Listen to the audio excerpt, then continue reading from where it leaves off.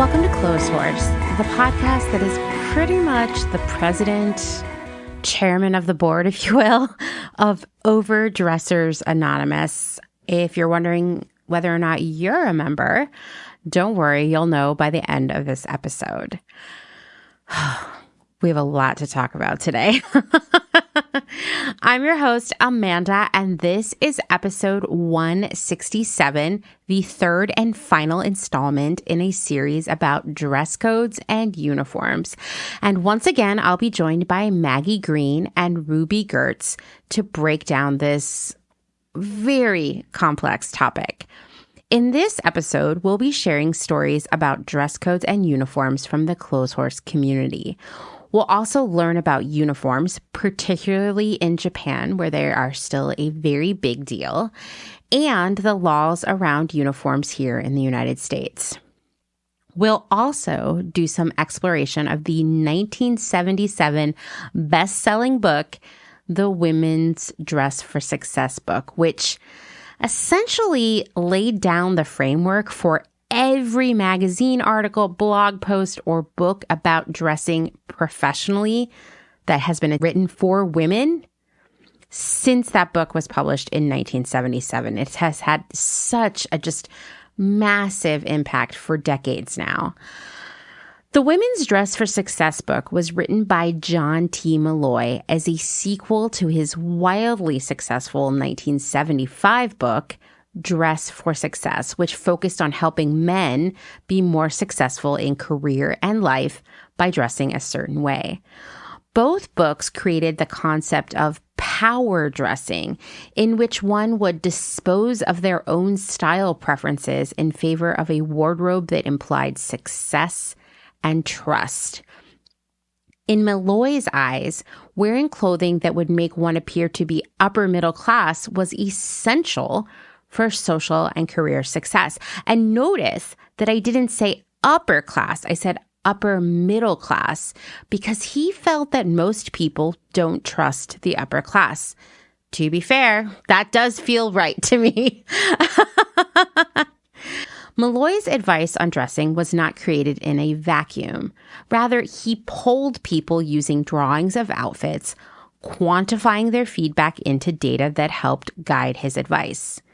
And really, that advice was more of a uniform than anything else. When he tells the readers of the Women's Dress for Success book to pledge to, quote, wear highly tailored, dark-colored, traditionally designed skirted suits whenever possible to the office, he's saying, yeah, get rid of any trace of your own personal style. His argument is that by making everyone dress to look as if they have the same status, that status being upper middle class, he is removing all symbols of class, effectively leveling the playing field. And I'm just going to say here, anytime someone purports to be leveling the playing field, I am immediately skeptical, especially when we're talking about clothing and dress codes and uniforms. Plus, Molloy was kind of a complicated guy whose opinions and statements kind of contradicted themselves. In 1978, for example, he told the Washington Post, quote, many critics may charge that my approach to successful dress is snobbish, conservative, bland, and conformist. And then, of course, he was sort of like, I don't feel that way. Then a moment later, quote, class-conscious conformity is absolutely essential to the individual success of the American business and professional man. So, yeah, John, make up your mind here. But clearly, no matter what he might be saying to the media, his feeling is that there is one way to dress, and that's that. At least if you want to be successful in his version of whatever success is. Molloy himself was born into the lower middle class in Manhattan. He taught prep school, and while he was doing that, he made extra money doing research into the correlation between wardrobe and the success of a teacher. And he parlayed that into a career coaching people on how to dress for success. It wasn't just the books. He also held seminars that cost $1,500 a head. This is back in the 70s. So we're looking at probably like, I don't know, I didn't get the calculator out here, but probably $5,000 to $6,000 in today's money to attend these sessions where you would learn how to dress for success. In the early aughts, he actually wrote a book called, get ready for it. Seriously, are you sitting down? Why Men Marry Some Women and Not Others, which bills itself as, quote, finally, the code has been cracked. Discover what it really takes to catch a husband. It's exactly what you thought it was, right? I read a lot of different commentary on that book, and it seems, without reading the book itself, it seems as sexist, ageist, and fatphobic as you are probably imagining. But once again, he's bringing alleged data to the table. But one thing I noticed is that I don't know the sample size of people he's surveying here. Like, is it 5 people, 500, 5,000, 50,000? He doesn't even lay that out in the books. So I don't know how helpful this so-called data is. So yeah, he's bringing this data again to tell women how to finally land a husband. It's hard to imagine why Molloy felt that he was the person to give that advice. But then again, he took it upon himself to tell the world how to dress for success. So it might just be the kind of guy he is, right? Or was. I'm not really sure what Molloy is up to these days. His social media hasn't been updated since 2020, and his website no longer exists. But I couldn't find an obituary either. So I guess he's just stepped back from public life. So as I mentioned, I haven't been able to find out much about Molloy's surveying techniques for any of his books, but I will say that the Women's Dress for Success book really lays bare the misogyny, the fat phobia, the classism, and the racism of the late 70s. One might ask, how much has the world changed since then? I don't know. You can't tell if it's the inner thoughts of one not so great dude being shared in this book or the secret feelings of an entire society, because really both would make sense. Much of its content leans heavily into policing women's bodies. There's a lot of not well-veiled conversation around weight and age throughout the book. Some examples of many, many sections from the book include bedroom or boardroom, your choice, in which Molloy argues that many intelligent, professional women focus too much on being sexy, thinking that it will get them ahead in their career. Not really sure who actually thinks that, but, okay, go off, John. What other gems does this book contain? Does your background hurt you? Should women imitate men? Sexism? No. Yes, that's one section of the book in which Molloy writes, defending the advice he is sharing, of course, quote, sometimes this specifically involves dressing to make the right impression on men. This is not sexism. That's like in italics. It is a stark reality that men dominate the power structure in business, in government, in education. I am not suggesting that women dress to impress men simply because they are men. It is not sexism. It is realism. Once again, in italics. There is a long chapter called Dressing to Attract Men. Okay. And there is advice specifically for Black women, telling them that they need to dress even more conservatively and expensively than their white counterparts in order to gain the respect of white men. I guess this is more of Molloy's realism that white men are running the show, so everyone else had better do whatever they can to curry the favor of white men. And I wish I could say that time has passed and the business world has changed, But I've spent the last year and a half being talked over, cut off, and even verbally abused by rich, white, straight, cis men at work, where I found that the only way to play along was to shut up and smile and just be cute, right? So maybe we do still live in Molloy's world. But here's my challenge to all of this.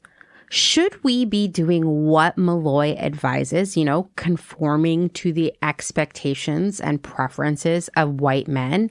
Or should we be challenging that power dynamic by dismantling the existing white male-dominated power structure?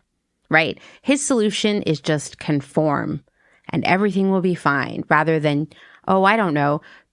turning upside down this power structure that also benefits him as a white cis male. I'll be sharing more from the Women's Dress for Success book on social media this week. I'm looking forward to hearing your thoughts on it. And we're actually going to get the conversation with Ruby and Maggie started with the first chapter of that book. So let's jump right in.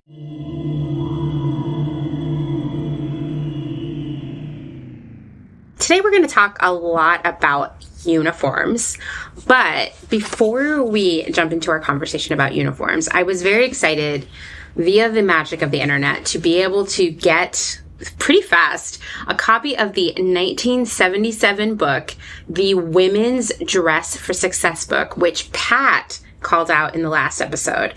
This book was written by John T. Molloy. It was his follow-up to his bestseller Dress for Success book. I guess that was for men, although it never explicitly said men.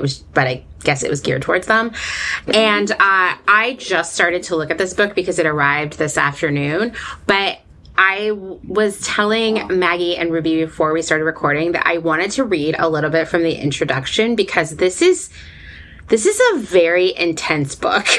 Like, for lack of a better adjective, the title of the introduction is The Mistakes Women Make and How to Correct Them. It's just like, let's just get this up right. So this is the most important book ever written about women's clothes because it is based on scientific research, not on opinion. The advice in this book will help women make substantial gains in business and in their social lives. It should also revolutionize their clothes buying habits. Are you ready for a really hot take? I know that was a little bit of a hot take. Get ready. Most American women dress for failure. Whoa. Rude. I have said that before about men, and research shows that it applies equally to women. Women dress for failure because they make 3 mistakes. Are you ready for what they are? You have any guesses? Oh my gosh, no. Too sexy, too modest, and too trying too hard. Okay, you actually are hitting on some points, but maybe using like slightly more modernized language. I will tell you, like, this book was written in as if the women's movement never existed. Okay. 1, they let the fashion industry influence their choice of business clothes. 2, they often still view themselves mainly as sex objects. And 3, they let their socioeconomic background influence their choice of clothing. The only reasonable alternative is for women to let science help them choose their clothes. Oh, please. I'm ready to be mansplained to. I know. Tell me about the science. This book is so mansplaining. The results of wardrobe engineering can be remarkable. By making adjustments in a woman's wardrobe, we can make her look more successful and better educated. We can increase her chances of success in the business world. We can increase her chances of being a top executive, and we can make her more attractive to various types of men. Yeah. So I want to share this little story that he has, which is this is all very offensive. If you're not offended already, well, get ready to be. An accounting firm called me in to work with a promising young woman who was having trouble. Executives of the firm outlined the problem. The woman had all the academic credentials and was a star tax consultant when she worked at the home office. But when she went to clients' companies' offices to work on their books and advise officials, the executives invariably ignored her sound advice. What do you think is the problem here? Well, don't worry, I'm going to tell you. When I met her, the problem was obvious. She was 4 feet 11 inches, 92 pounds, blonde, and, in quotes, cute. She was 26 and looked 16. I decked her out in every authority symbol her tiny frame could hold. Dark suits with contrasting white blouses, silk scarves, brimmed hats. She even went several steps further, including wearing glasses with heavy black frames. Severity carried the day. Clients listened so well that now she's one of the few women partners in the firm. Not every businesswoman need transform herself from fawn to barracuda. As the following story shows, the woman, a sales engineer, was 5 foot 8 inches and big boned. She started her career in the Northeast, but was transferred. After her transfer, she was approaching customers in South Carolina wearing dark suits and lugging an imposing, masculine-looking attaché case. Not many were buying. I put her in light-colored suits and dresses and traded in her bulky attaché case for a more feminine version. She went soft, southern, and successful. Better than 25% more successful, in fact. How the fuck do you measure success on a quantitative scale like that? That's my first thing. This guy's all like, I'm using science to fix you. And I'm like, no, it seems like you're using a lot of misogyny to dress these women. Yeah, pretty wild. And I just wanted to leave with this. Letting the fashion industry influence your choice of clothes is a whopping mistake. Any woman who thinks the fashion industry has her interest at heart is woefully wrong. The industry is interested in her pocketbook, and it will sell her, often at inflated prices, anything that will make money for the industry. All right. John is his name? Dear John? Wait, let me double check here. Yeah, John T. Molloy. Dear John, there is one note on which we can agree, and then is that those final few statements about the fashion industry. I'm like, whew, yes, actually, that is true. I agree with that. Support that 100%. A broken clock is right twice a day, right? Isn't that what they say? Yeah. There are quizzes in here and scenarios, and at the end they're sort of just like, here are the basic guidelines, like if you are too lazy to read this book. He doesn't say that, but he says, I'm not going to read all of these, but there's never and always a great way to give advice. Never be the first in your office to wear a fashion. Fashion fails. Never wear anything sexy to the office. If you wear something sexy, it is not your brain you are selling. Never wear the knit polyester pantsuits. Never wear pants when you're dealing with men in business. Never dress like an, in quotes, imitation man, which was basically like, don't wear a suit. Let's see. Never buy a fad item. Never take off your jacket in the office.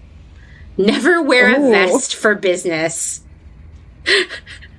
Never have more than one drink at a business meeting. And then it's like, always wear plain pumps to the office. Always wear neutral colored pantyhose to the office. Always carry an executive gold pen. Always Oh my God. Check this book before you go shopping. But this is offensive.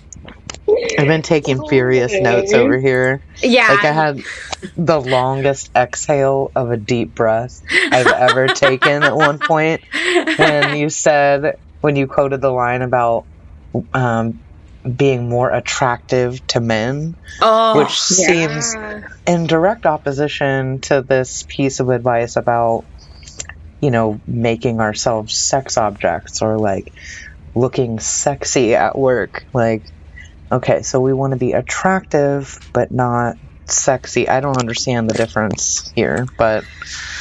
Yeah.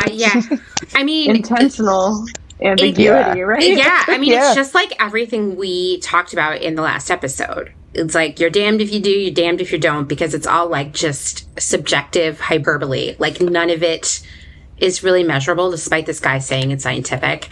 And at the end, the very last page is that you can, for a mere $23, you can order an assessment of your wardrobe and get advice from him. It comes in 6 weeks. And he will give you feedback based, you have to tell, this is what you have to send him. Height, weight, age, skin coloring, I know, hair color, personality type, like what does that even mean? Your business, profession, present occupation, company affiliation, and education and career target. And then you send him that. He sends you a questionnaire. You take that, and then he gives you advice based on that for $23. Although outside the USA, it's an additional $1.50. So I know this was published in the late 1970s, but did anyone else get this, like, I don't know, this creepy urge to be like, let's ask him, you know? Like, Yeah, I was thinking, I was like, is the phone number still or whatever? the offer's so Sending good. away to. But the funniest part is that this is a hardback book, and the last page is a coupon that you cut out of it to mail in to get your profile. It's so odd. I mean, I skimmed this and just looked at a lot of the images today, and they were just like, some of them I was like, okay, that might be helpful if you don't know what some of these terms mean.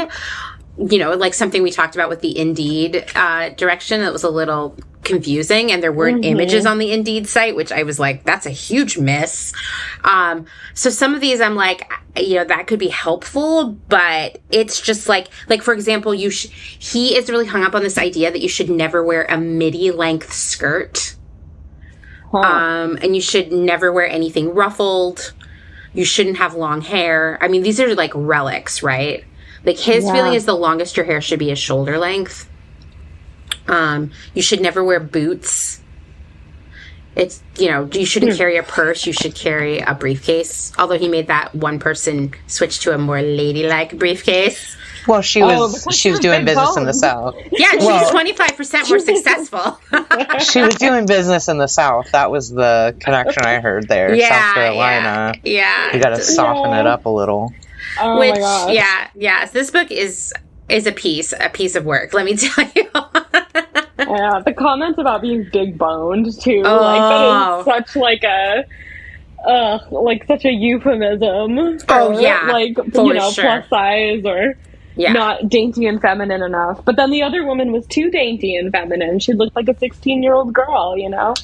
Yeah, so. Starting with the height and weight is like... Yeah, right?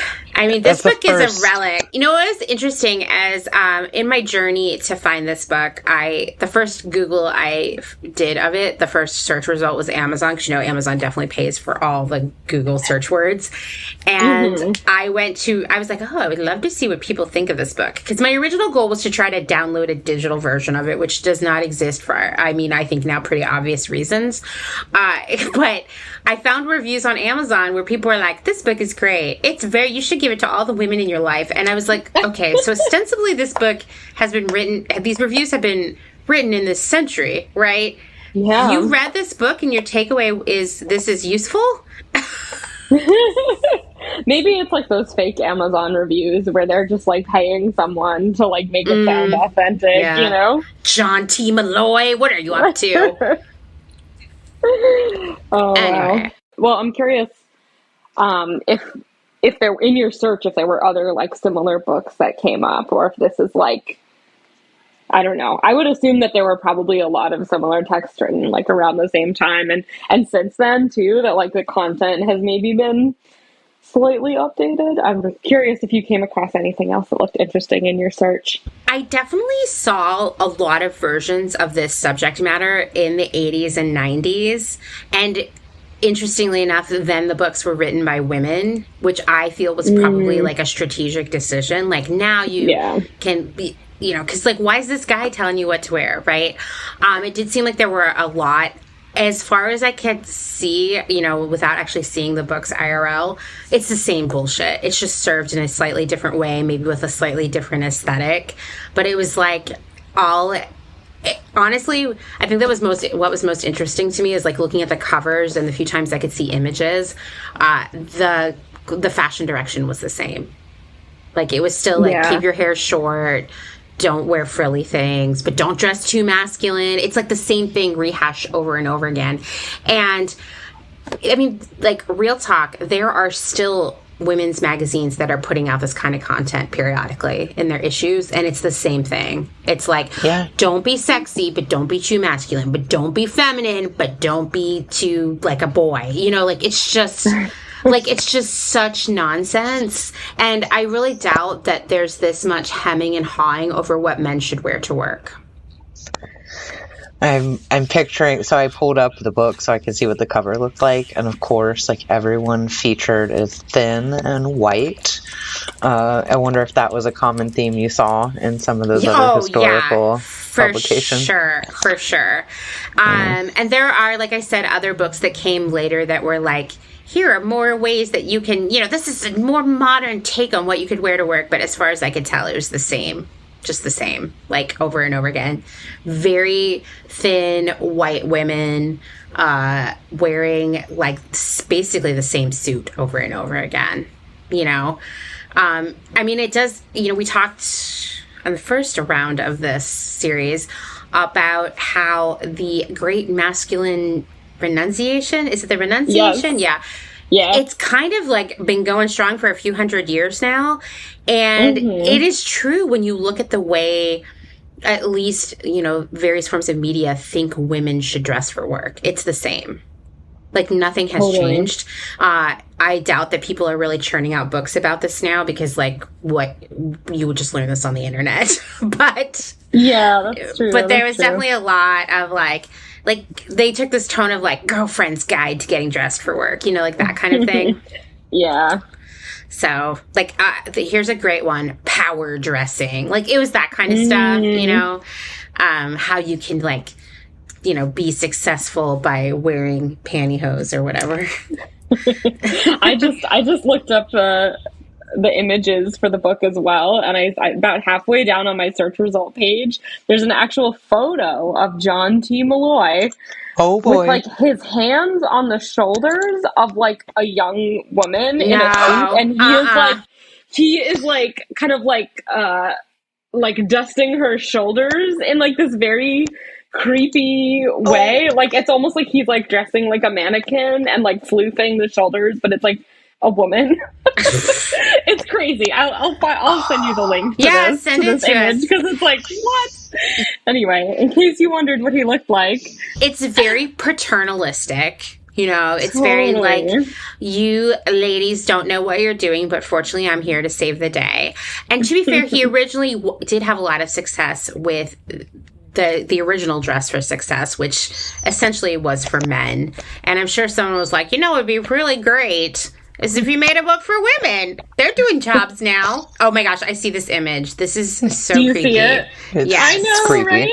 It's very, very creepy. I'm saving this photo right now. Okay, I'm glad you found it. I wasn't able to download it. So. The fawn to barracuda analogy definitely sticks out. So gross.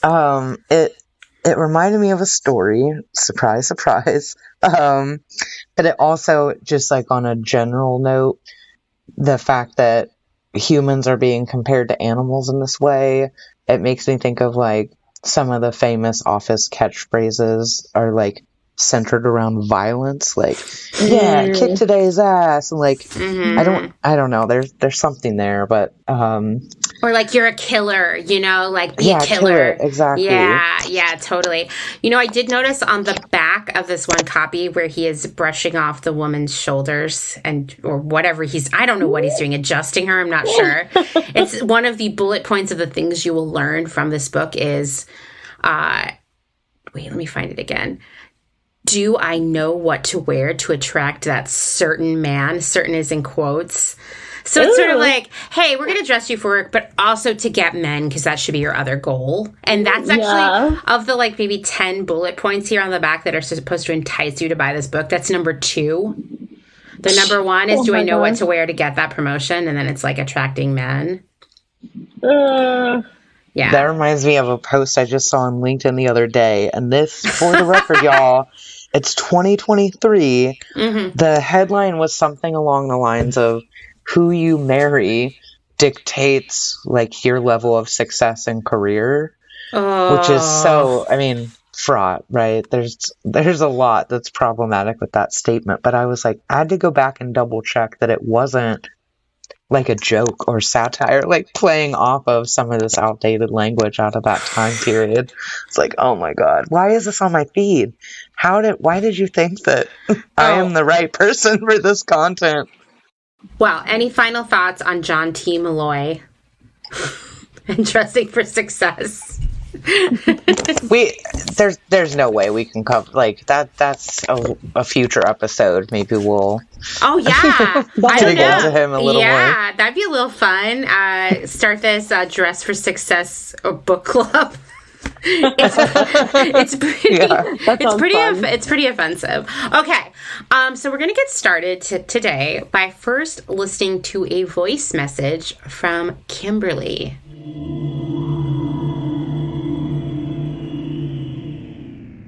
Howdy, Amanda and the Clotheshorse community.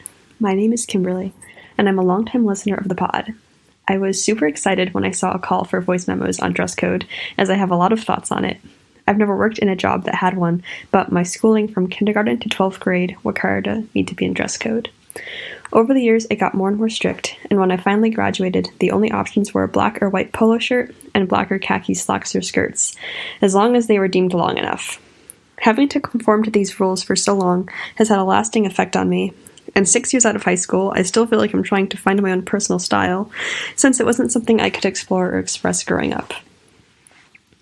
Overall, I find dress codes to be wasteful regarding money and clothing, as well as students' time, and often unfairly enforced. I was upset at the idea of having to buy clothes that I didn't like and that I wouldn't wear outside of school, even before I knew about how much waste happens within the clothing industry. And now I'm even more upset to think of all the polo shirts, cardigans, and khakis I donated to Goodwill after graduating that have become someone else's problem somewhere else in the world. As for wasted time, at my school, there would be intermittent dress code sweeps, where the teachers would have to stop teaching and walk down every aisle of the classroom, checking that each student was wearing to make sure that they were in dress code. If not, they would be sent to in-school suspension for the rest of the day. So the lesson was interrupted, and a student would miss out on the rest of their classes for being out of dress code. Things like this made me see the dress code as more of a power play over us than something that was supposed to help us succeed in quote-unquote professional environments. And of course, the girls at my school were monitored more closely than boys, having to stand up in the middle of class with their arms at their sides to see if their skirts hit below their fingertips, and even in gym class, not being allowed to wear low-cut shirts or tank tops with spaghetti straps. I understand that in some places, a dress code is necessary, especially in the workplace. At a job I had working farmers markets, I had a t-shirt with the farm's logo on it that I had to wear during those shifts, which made sense because it was how customers recognized me as someone who could assist them. However, I think a lot of it comes from a place of wanting to force people to conform, especially in regards to ideas of professionalism that are rooted in white supremacy, ableism, and adherence to strict gender roles and expression. I am really grateful that now I get to wear whatever I want and express myself authentically through my clothing. I realized a couple of years ago that I actually really love clothing, I just didn't have the chance to explore that for a long time. Clotheshorse has been a really important component of my new relationship to clothes, and I'm super excited to hear this episode when it comes out, even though I'll probably skip over this bit since listening to myself talk is so mortifying. Thanks, Amanda!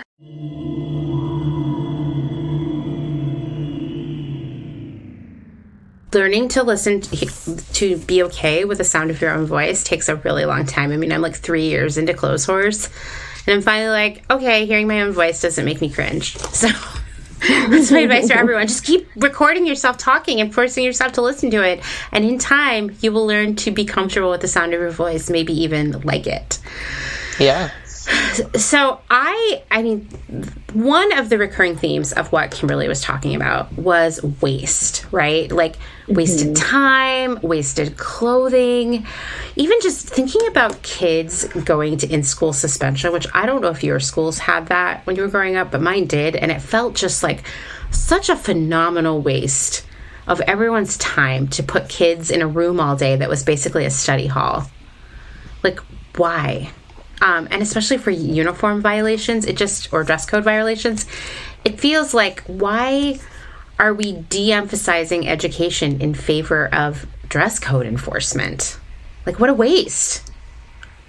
Yeah, I really liked what Kimberly said about it feeling like a power play, because I think that's truly what it is, right? It's about like superiority and people like getting like it's like falling into line, right? Which unfortunately is kind of part of education, is like learning how to fall into line. It is. Like, do what you're told.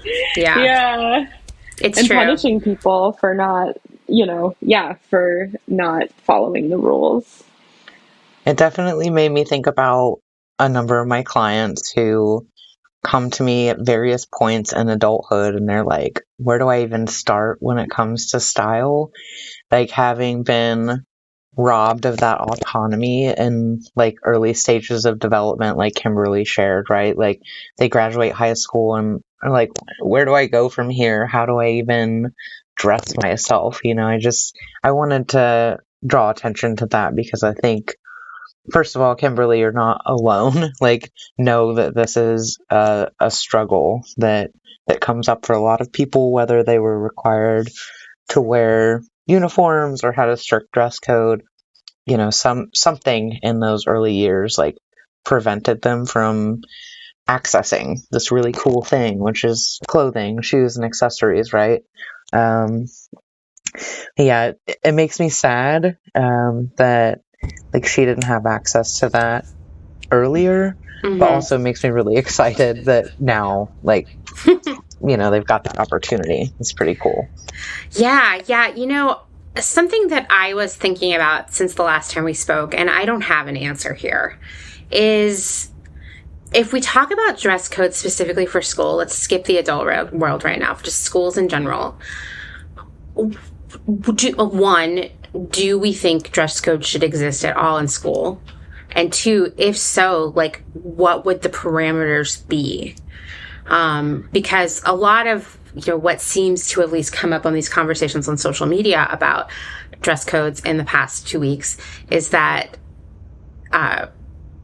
it's all about like covering bodies basically, and like modesty. There's a lot of like weird purity culture baked into it. And it's hard for me to see how people seeing your bra strap or wearing spaghetti straps affects your ability to learn. And I can see that some dress code policies are very safety based, like the kinds of shoes you can wear for gym class, for example, right? Or others maybe to ensure that, people are warm or stay dry or what have you. But where do we draw the line with dress codes, like in an ideal world, when we talk about school? Thoughts? I mean, safety is like the only thing that comes to mind. Right? Outside of that, what is the point? Really, especially like, I don't know, like educational systems, teachers, staff, principals, everybody in that building is like, presumably, they have the children's best interest in mind, and they're shaping young minds and building the future and all of those things. And like, I don't know, dress codes as a general rule seem counterintuitive to that. Like, where's the creativity, the confidence building, the autonomy, and like, I don't know, encouraging them to learn about themselves, self-awareness, self-advocacy, all those things. I'm just hearing like conformity, like this is an arbitrary rule structure because we're the ones in power and you are less than because you're young. I don't know. It reeks of like projection, like previous older generations imposing outdated and antiquated expectations, which I mean, frankly, it's harmful. I know I said that in our last conversation, but yeah, I mean, as evidenced by adults who come to me and they're like, my whole concept of my body in relationship to clothing and how I show up in the world is fucked up. And it started with, all these memories from middle school, elementary school, all of that. So I think that's a really great point, Maggie. I think that it continues this cycle of a lot of bad ideas. Like a different example, but for many of us who really struggle with food or our bodies or self-esteem around our bodies, like those of us who are really in diet culture involuntarily, a lot of that comes from our parents, right? Like I grew up in one of those houses where my mom was always on a diet. We could only have diet soda or Crystal Light. There was a lot of SnackWells and lean cuisines and just all of this fretting about food and weight. And when you're around that as a child, you carry that into your adult life. And I think it's very similar when we talk about policing what kids can wear and what is acceptable to wear, especially when they're based around really like covering up bodies, like modesty, that kind of thing. That kind of stuff you carry into an adulthood, no matter what your gender expression is, because it bakes all these ideas in there about who should be covered and when. And like shame, I guess, about bodies, Yeah, I think when you're talking about like parents and parents' fears and how they're like kind of projecting that onto teenage bodies, it makes me think a lot about just like, I mean, like if you really, my mind first went to actually like the TV show Euphoria, just because everything that people wear on that show, I don't know if you've seen it, but it's like so like blatantly outside of like what any high school dress code would ever be. Like I'm talking like booty shorts with like cutouts and like, it's like, But I was thinking about that and I was like, well, maybe we do need to draw the line somewhere, right? Like, what if people like that is maybe like distracting or something? And it's like, but then like teenagers like are exploring their sexuality. They are exploring like how their body like like has an effect on the people around them. And it's like to police the clothes is so reactive, because if we just taught people from the get-go to have like a different relationship to their own bodies and to other people's bodies, like I don't even think that would be an issue that would come up. Like I'm thinking about like countries where people are allowed to like drink at a younger age, where they don't just like go absolutely crazy because they finally have a chance to do it. It's like people might think like, maybe it would be like, oh, I'm gonna try out this like look that's like maybe skewing to be a little more revealing or a little more like, I don't know, sexy or something. And they might be like, okay, I tried it and I'm good. But I feel like we do sometimes provoke this like almost opposite reaction where it's like, especially with teenagers, where we're like, your sexuality's bad, like hide it at all costs, like it's terrible. And then they go flying in the opposite direction where they're like, well, then I'm gonna like wear this outfit that like, looks like, inspired by like the aesthetic of like sex workers or something, and it's like, I don't know. I think that's such a hard question of like, where do we draw the line? It's like, I think we just need to do everything differently, like from the get-go. That's my answer. It's true. Yeah, no, there's no easy answer there, but it does seem like we know that how it's going right now is probably not great. And it really just reinforces a lot of attitudes about bodies and sexuality and body types, and makes people more uncomfortable with their own bodies or the bodies of others. And it's just sort of a cycle that's going to continue until there is a change there. Because we're like, this is the time of your life where your brain is being molded forever. Yeah, it's high stakes. Yeah, it really is. It really is. And, the last thing I'll just say on that is like, schools should be in the business of educating people, right? And the fact that so many resources, like time, are spent on enforcing these kinds of things, the fact that kids would be pulled from class and miss educational opportunities based on what they're wearing is absurd. It's just the opposite of what school is for, unless it's sort of like, this is where you learn to fall into line. Yeah. And maybe that is part of it. I don't know. Any final thoughts there? Maggie, you got anything? I don't think so. Just like a recap of what's the point?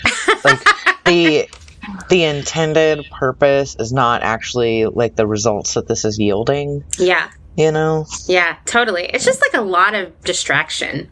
And it says, especially it's like ironic because oftentimes when we hear about like, oh, no bare shoulders, no tank tops, no one can see your bra strap, no tight jeans, et cetera, et cetera, et cetera. It is like because it's distracting. But it really seems like the obsession over this is possibly more distracting. Based on just like all of the comments we read last week on Instagram, I was like, wow, what a phenomenal distraction.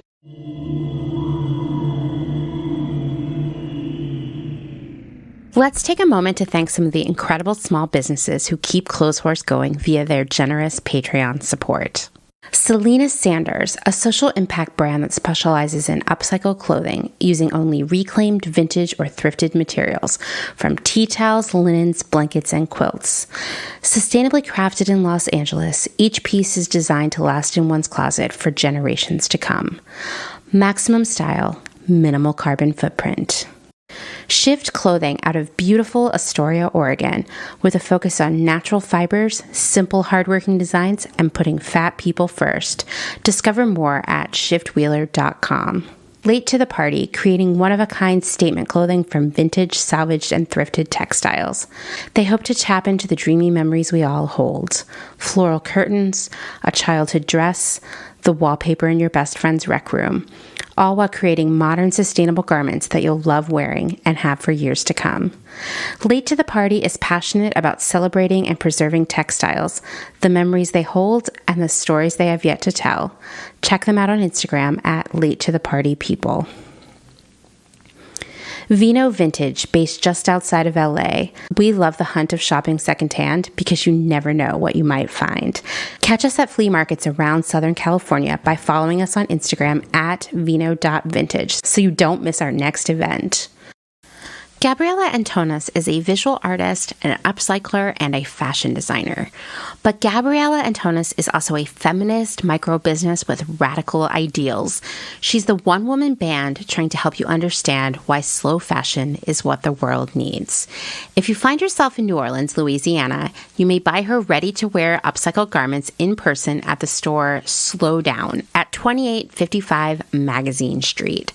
Slow Down NOLA only sells vintage and slow fashion from local designers, and Gabriella's garments are guaranteed to be in stock in person, but they also have a website so you may support this woman-owned and run business from wherever you are.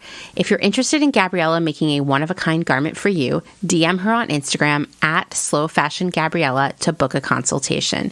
Please follow her on Instagram at slowfashiongabriella. That's Gabriella with one L. Dylan Page is an online clothing and lifestyle brand based out of St. Louis, Missouri. Our products are chosen with intention for the conscious community. Everything we carry is animal-friendly, ethically made, sustainably sourced, and cruelty-free. Dylan Page is for those who never stop questioning where something comes from. We know that personal experience dictates what's sustainable for you, and we are here to help guide and support you to make choices that fit your needs. Check us out at dylanpage.com and find us on Instagram at dylanpagelife&style. Salt Hats, purveyors of truly sustainable hats, hand-blocked, sewn, and embellished in Detroit, Michigan. Find us on Instagram at Salt Hats. Gentle Vibes Vintage. We are purveyors of polyester and psychedelic relics. We encourage experimentation and play not only in your wardrobe, but in your home too. We have thousands of killer vintage pieces ready for their next adventure. See them all on Instagram at Gentle Vibes Vintage. Thumbprint is Detroit's only fair trade marketplace, located in the historic Eastern Market. Our small business specializes in products handmade by empowered women in South Africa, making a living wage, creating things they love like hand-painted candles and ceramics. We also carry a curated assortment of sustainable and natural locally made goods. Thumbprint is a great gift destination for both the special people in your life and for yourself. Browse our online store at thumbprintdetroit.com and find us on Instagram at thumbprintdetroit. High Energy Vintage is a fun and funky vintage shop located in Somerville, Massachusetts, just a few minutes away from downtown Boston. They offer a highly curated selection of bright and colorful clothing and accessories from the 1940s to the 1990s for people of all genders. Husband and wife duo Wiley and Jessamy handpick each piece for quality and style, with a focus on pieces that transcend trends and will find a home in your closet for many years to come. In addition to clothing, the shop also features a large selection of vintage vinyl and old school video games. Find them on Instagram at High Energy Vintage, online at highenergyvintage.com, and at markets in and around Boston. Vagabond Vintage DTLV is a vintage clothing, accessories, and decor reselling business based in downtown Las Vegas, Nevada. Not only do we sell in Las Vegas, but we're also located throughout resale markets in San Francisco, as well as at a curated boutique called Lux and Ivy, located in Indianapolis, Indiana. Jessica, the founder and owner of Vagabond Vintage DTLV, recently opened the first IRL location located in the Arts District of downtown Las Vegas on August 5th. The shop has a strong emphasis on 60s and 70s garments, single-stitch tees, and dreamy loungewear. Follow them on Instagram at Vagabond Vintage DTLV and keep an eye out for their website coming fall of 2022.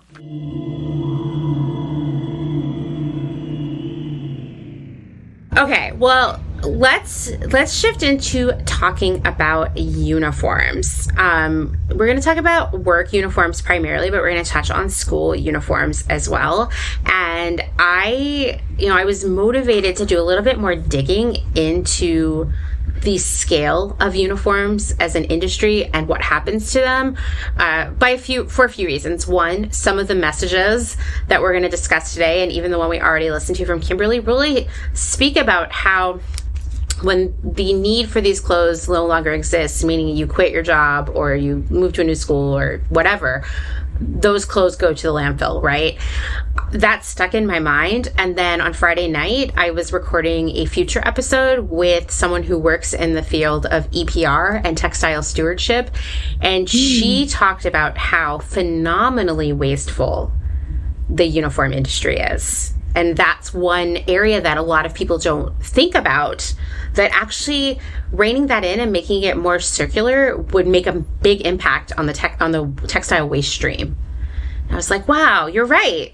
That's true, because we're going to listen to some other messages and read some other messages that touch on that. But I was like, yeah, this is right. So uniforms are a huge business here in the United States. About $11 billion worth of uniforms and related workwear are sold each year. That's not including school uniforms, which are another $59 million. Wow. The UK buys about 39 million uniform garments each year. And about 90% of them end up in the landfill after use, because very few companies, very few employers repair and return them into circulation. It's sort of like a dead end with the employee, often because the employee does pay for at least part of the uniforms. There's very little repair and reuse in this area. So something I had wondered about was who pays for uniforms, right? And they kind of come in two categories. They're not exactly a uniform, but they kind of are. For example, people at Target have to wear red shirts, right? Or when I worked at Starbucks, I had to wear khakis, later black pants. I was responsible for buying those. Those were my own pants. I suppose the conceit there is that, the Target employee is welcome to wear a red shirt outside of work. I could have worn my khakis whenever I wanted. But we know that probably no Target employees ever wear red outside of work. And that color's ruined for them forever, right? Definitely. Right. So we know that this, it's kind of I don't know. It's not true that these are going to get a lot of wear, and I guarantee the average Target employee leaves their job and fills a garbage can with red T-shirts because they're I hate red now. It represents something to me. And I say that because I follow that Target subreddit for Target employees, and everybody is really stressed out and unhappy. So I know they're not wearing a lot of red outside of work. So Here in the United States, the Fair Labor Standards Act does not require employees to wear work uniforms, but it allows employers to mandate them. Makes sense. According to the Wage and Hour Division, employers who require uniforms should pay for them and deduct them as business expenses. However, that's not the law. The law isn't that employers should pay for it. It's just suggested. And simply what happens is, in most cases, the employer might subsidize the uniforms, although it's kind of questionable how much, but the employee themselves bears most of the expense. And then it's theirs to deal with, repair, laundry, that kind of thing. Now, if there's any safety-related workwear, the employer is required to pay for that. Here's where it gets a little bit more complicated, because I have definitely had, like, the uniform deducted from my first paycheck, right? Employers who require their employees to pay for their own uniforms must pay them at least $7.25 per hour after deducting the costs of the uniform from the paycheck. So if your hourly wage is $8.25 an hour, God help you, the employer can only deduct $1 toward that uniform. However, they could deduct that from every paycheck for the whole year until they recoup your share of it. Ooh. So I know. So there are some states out there where they are required to pay a greater portion or provide them altogether. But in general, the uniform it's the responsibility of the employee. Now, flight attendants, their situation is slightly better. I mean, think about, like, their uniform is super dialed in. It's expensive. I worked a few years ago as a consultant for a company that does just completely upcycles, basically like industrial stuff, and excess from the like footwear industry and things like that. And they did a big project with Delta, who was retiring all of their fleet's uniforms. So pilots, counter agents, flight attendants, you name it. They were retiring everything. And they were doing this whole new uniform designed by Zach Posen, which I'm just going to say, like, is not very cute. That's my opinion. The older ones were way cooler. And so all of the uniforms were sent to this company, and they turned them into, bags and pillows and travel accessories and whatnot. And I will tell you, they were some of the nicest garments I've ever touched. Like, so high quality and, like, meant to last, like, really wonderful fabrics and, like, great trims, zippers. Not the kind of clothes I generally get to touch working in today's fashion industry.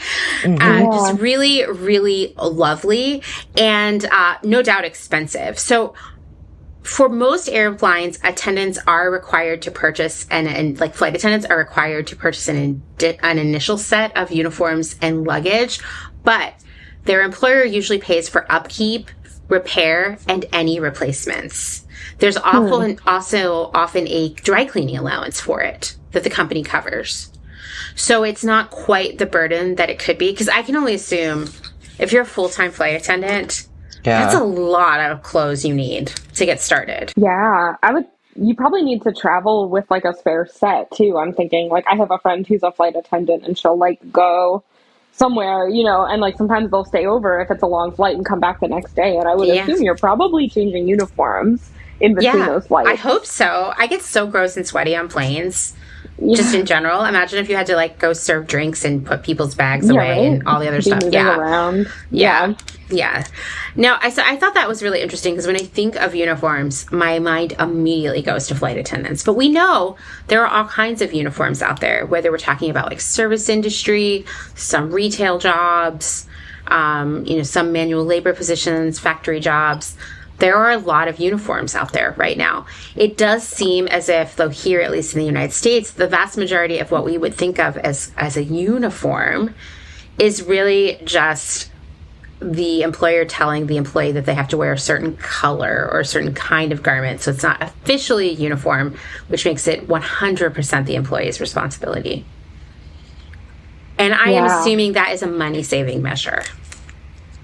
It probably is. I'm also wondering, of those employers who do pay or who charge their employees, like, over the course of multiple working hours or over the course of multiple paychecks, like for their uniforms, like I would probably assume also that that employer is like profiting off of that. Like if that, they probably place a bulk order for those polo shirts, right? And they're probably paying like $3 to $5 per unit, and I'm sure the employee is paying like $25 or something, you know, like. Oh, I'm sure, right? Yeah, I no doubt there.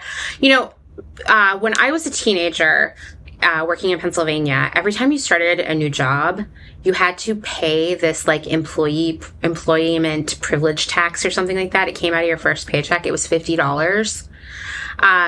So I remember starting a job waiting tables where I had to, you know, get 2 polo shirts, which came out of my paycheck. I had to pay that $50 employment privilege tax, which is ridiculous. And so when I got my paycheck, it was for $0.00. And it was for a 2-week period, you know? And so, oh my gosh, like, making uniforms the employee's burden is just, I'm sorry, it's just unfair. Like who has more money to play with here? It's not the employee, you know? So especially when you're first starting a job too. Like I'm thinking how many people have like, you know, are looking for a job for a long time and living really meanly, and then to have to like sacrifice your first paycheck is really awful. Like I worked at a place that required everybody to purchase a respirator before their first day, because sometimes we work with like toxic chemicals and stuff, and the respirator was $50 and you really can't find one for cheaper than that. And I had a coworker who was saying how like he had to like put it on a credit card because he just didn't have money to pay for it like prior to the first day of working. So it's like, it's very unfair, and it really sets people back before they're even like starting the job. Yeah, it's really unfair. Most people are not working because they're rich. You know what I mean?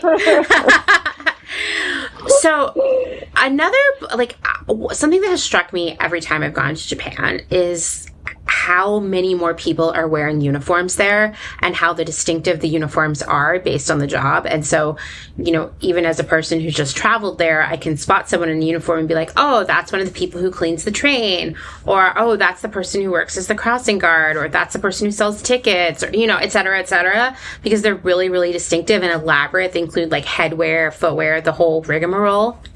And by the way, the people who clean the Shinkansen trains, they wear pink uniforms. They're like a really nice color. They're very eye-catching to me. But it's something Dustin noticed too. He was like, wow, there's so many good uniforms just even at the airport, looking at all the different people and their uniforms. Like, it is a country of uniforms. And so I did some reading about that, and I found this piece, which I'm going to share in the show notes, that said, Japan must be one of the most uniformed nations in the world. Student uniforms are seen from elementary through high school, and sometimes even at colleges. And employee uniforms, mainly for women, are worn at workplaces ranging from tiny firms to giant corporations, from lavish showrooms to little shops selling mobile phones. And it is true, after reading this, I was like, yeah, you're right. It's always the women that I see in uniforms. And remember when I talked in the last episode about getting on the train at rush hour in Tokyo, and like all the men were wearing the same exact suit? Often like that's like a pseudo uniform, which we're going to talk about in a minute as well. But the women in the office often are changing into uniforms there, but not the men. They're just wearing their suit. Interestingly enough, like the reason for all of these uniforms ostensibly is identification, which makes sense. We've talked about that. So you know where someone works. Pride. It's meant to instill a feeling of pride in the employees. Safety. Totally makes sense. And free marketing. Right? So one thing that I thought was really interesting is about 30 to 40 years ago, there was a big anti-uniform movement in Japan, because people were like, hey, we're fed up with being stripped of our individuality. Like, we want people to be who they want to be and wear what they want to wear. There was even a big push to remove school uniforms and let kids just wear whatever they wanted. Interestingly enough, the pendulum swung the other way, and everybody's like, yeah, I'm totally cool with uniforms now. Like, bring it on. But now employers are moving away from uniforms, especially in situations where there's no customer interaction. Because I think that's a really important thing to call out, is that office employees, primarily women, would go into the office and change into a uniform to go work at a desk, which is wild, right? Many companies stopped having their female office workers wear uniforms after the Equal Employment Opportunity Act came into force in 1986. This is from the same article. These uniforms came under attack as symbols of gender discrimination, because once again, it was just women being asked to wear these uniforms. And eliminating them was also in line with the business world's drive to cut costs. So the longtime outfits that women office workers were expected to wear were called the OL uniform, the office lady. And you know, we talked in the last episode very briefly about how like school uniforms have been fetishized. So was the OL uniform. You know, that doesn't surprise me. Right, I know, right. Companies there were like, we're sick of spending the money to provide these uniforms. It's money we don't really need to spend. We could just put a dress code in place. But also, if a company in Japan requires uniforms, they're also required to have a special changing room for people to change into uniforms, obviously divided by gender. And that was another expense that they just didn't want to spend anymore. Like these are, I mean, and you think about it and you're like, yeah, it makes sense. You should do what they do here in America and somehow make money off of selling uniforms to your employees, right? But I thought even that there was a changing room, I was like, because I've had a lot of jobs where I'm changing in the bathroom, I'm changing in the subway, I'm changing in the break room. Like there's no special place for changing. So the other aspect of uniforms in Japan is less formal, but it's still just as rigid. And it's this idea of pseudo uniforms, as in what you should be wearing based on what you do, what your age is, what your gender is, all of that. And so it can be what you're expected to wear to go to job interviews, what you're expected to wear to go in an office, what you're expected to wear as a mother of a small child. I could go on and on and on. The business suits are a great example where no one said, hey, everyone, you have to wear a gray suit to work every day with a white shirt and a black tie. But that is what the expectation is more socially. And so that's what everyone wears. And that's driven by a few things that I think are really interesting, knowing that 30 or 40 years ago, Japan was like, hey, let's be more about individuality. Because one of the biggest drivers of these pseudo uniforms is a lack of desire to stand out. Everybody wants to fit in, blend in. And that's because diversity and individuality are not the norm in Japan. No matter how many issues of Fruits you read, it's really not how most people dress there. And that's why, actually, if you are a fan of Fruits or any of that other sort of like Harajuku aesthetic, you should realize that it is like very revolutionary. Because I think before you go to Japan for the first time, you think that's how most people are dressing there. And actually, you couldn't be further from the truth that that's a small subculture of people who are very like brave and creative. There's also this sense of failure avoidance.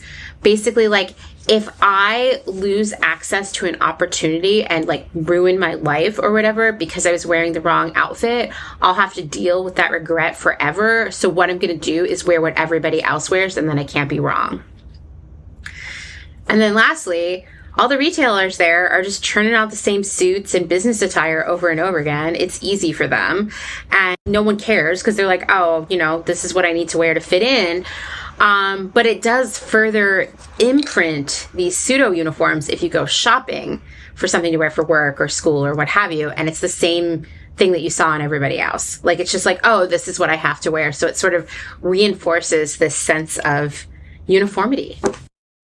I just pictured like in a lot of retail spots out west, right, in America, it's like career separates, just like that idea. So it's like pieces and parts of all the same suit, but maybe it's that I mentioned the compulsory masculine trio of colors, like gray, gray, black, navy. I mean, if that's all that's available for folks in terms of workwear, it makes sense. It sort of just feeds into itself. Yeah, it really does. It just like, it's like a cycle that just keeps repeating, like, oh, well, we'll just keep wearing those colors because that's all there is. And it kind of makes not wearing those colors even more of an outlier. Because you're also like, where did you get like that mustard colored suit or whatever, you know? And it is true. Like, I don't really buy a lot of clothes when we're in Japan. Sometimes Dustin does, but it's because it's like, when it comes to like women's wear, it's just kind of like the same thing everywhere. And it's not really appealing to me because I don't want to wear navy, gray, or black very often. And so I usually only find things that are appealing to me in the more like teenager stores. It is interesting, but you do notice these uniforms. The first time I went, I was like, wow, all the women who have like a child under 5 have the same outfit. It's incredible. I'm like, there's those pants again. There's those shoes again. Oh, it's a striped shirt, like over and over again. So speaking of uniforms and like, you know, kind of where they might come from, what happens to them, we have a great message from Aimee that I was so delighted to hear because it's about a place that I have always wondered about, which is Trader Joe's. Because I always wondered, do they have to bring their own Hawaiian shirt? Right? Although I guess now they mostly wear t-shirts, right? Well, we're going to find out because we're going to listen to this audio message from Aimee.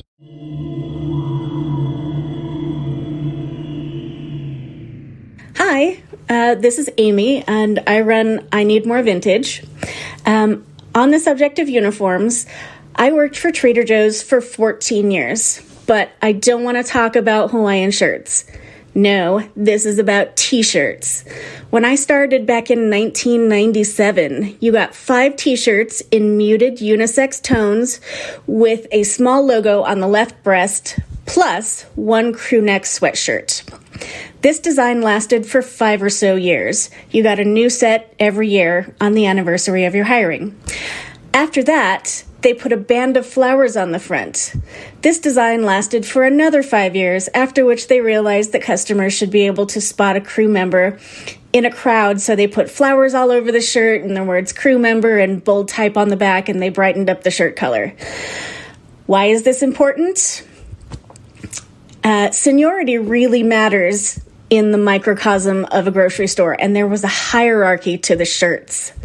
Newer employees with the flower band shirts saw the old no band shirts, and it was inferred that the people who wore them were the veterans or the experienced long-time employees deserving of respect. This also happened if there were new shirt colors and you had the old colors. Occasionally, you would get store-specific special edition t-shirts or, oh my god, zip hoodie sweatshirts, which made you super special if you ever transferred to other stores because you were the only one with that shirt and everybody was jealous. The politics in a grocery store are really the stuff of reality shows, and it's bonkers how important these t-shirts were to me for a while. I wonder how many Trader Joe's t-shirts are in landfills. It's got to be a fair amount given that the company as a whole consumes hundreds of thousands of them a year, and turnover in the stores has only gotten worse. What do people do when they quit? They don't donate them to Goodwill, usually. They put them in the trash, or they use them for rags. Yeah, bye.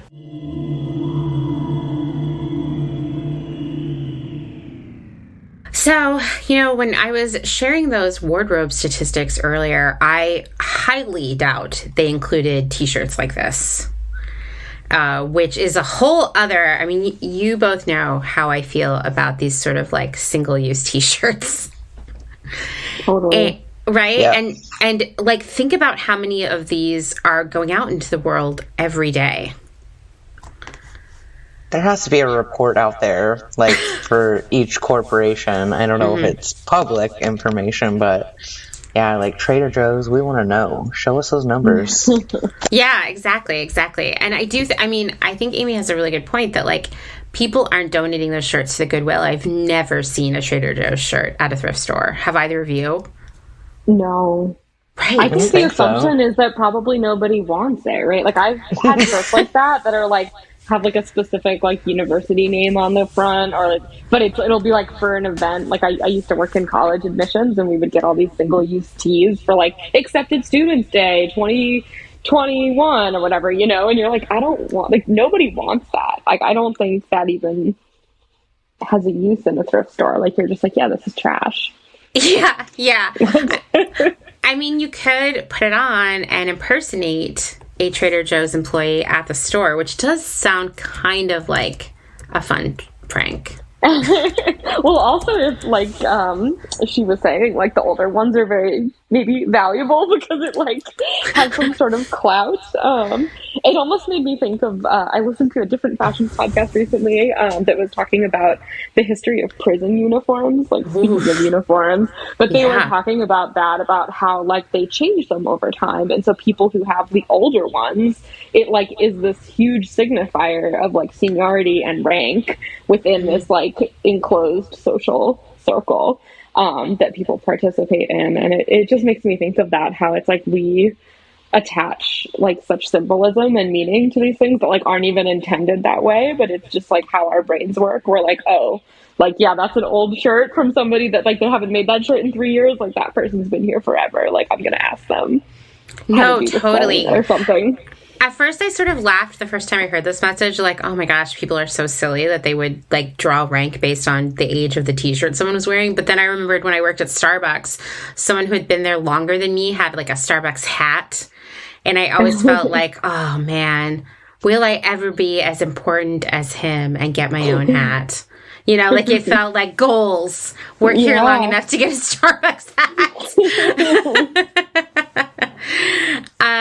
Okay, so next we have a message from Allie, who's experienced a whole spectrum of workplace dress codes and uniforms. I want to see if, Ruby, maybe you wanted to read it. Sure. Okay. So Allie writes, I've experienced 3 different dress code environments. The first is the good old uniform, ranking in the same class as promotional t-shirts and swag. Funny how you never really see Burger King polos at the thrift store. True. Very true. Yeah. I wonder why that is.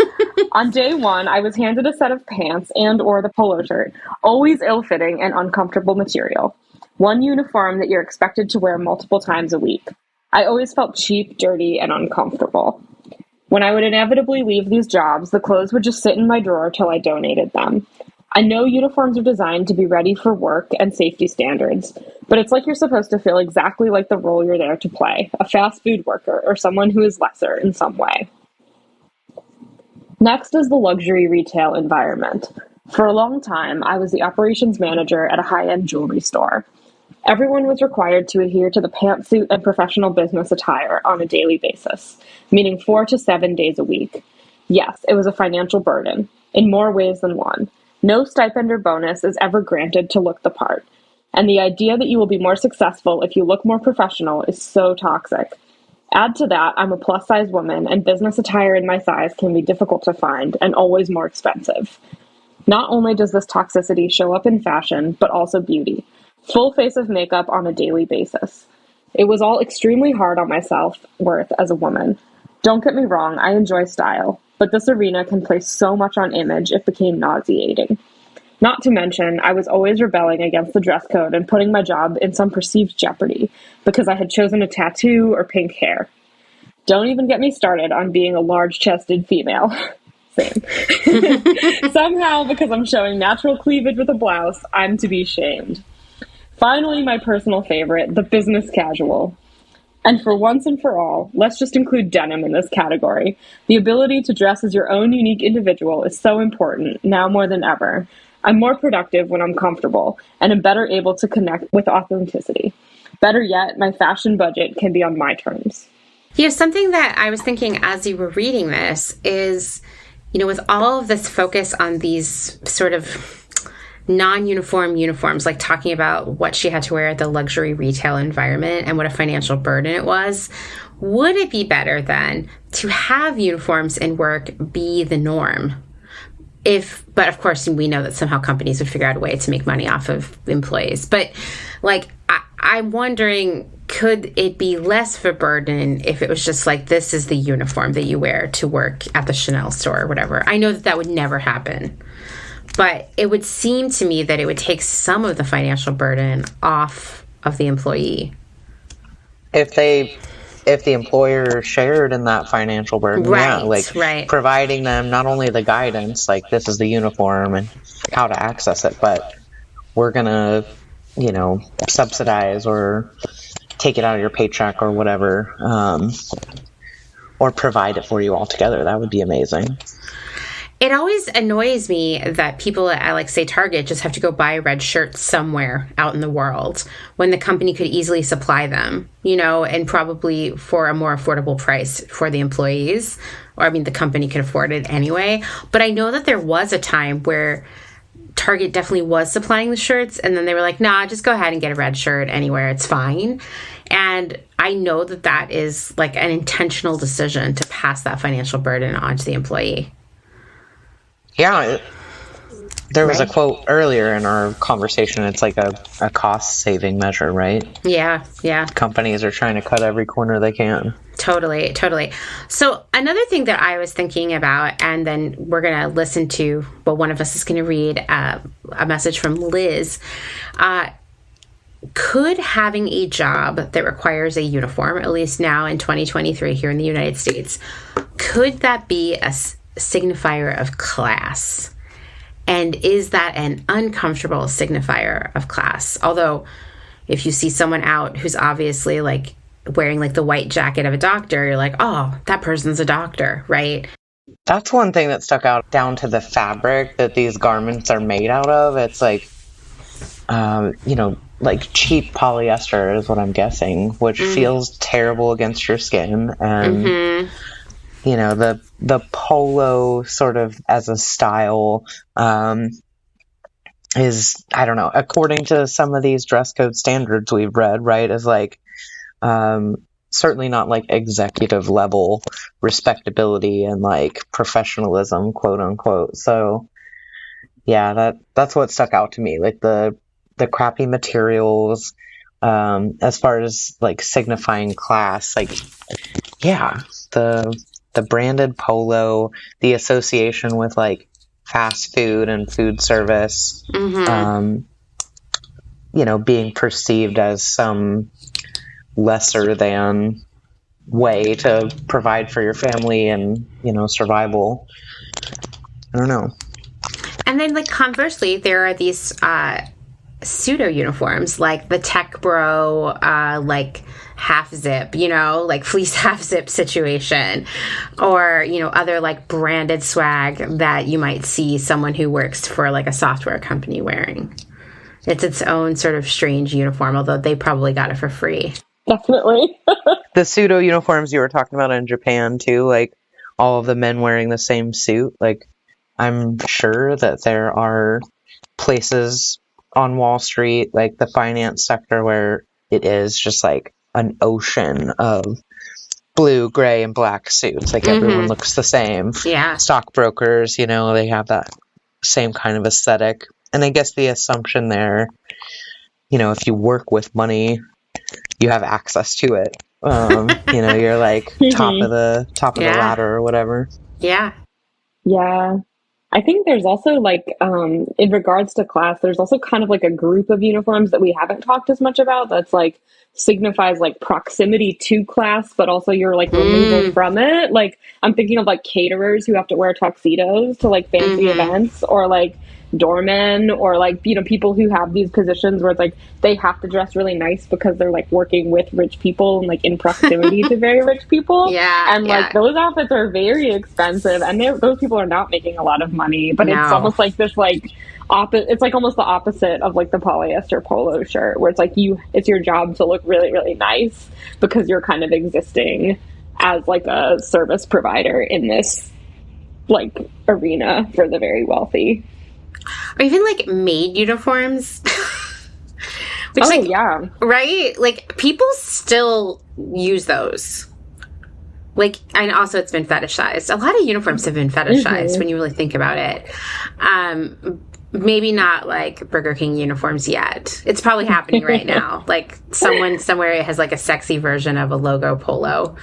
But yeah, like there are very cut and dry versions of uniforms being a clear indicator of class, like, for example, a maid uniform. But I think there are more subconscious ones as well.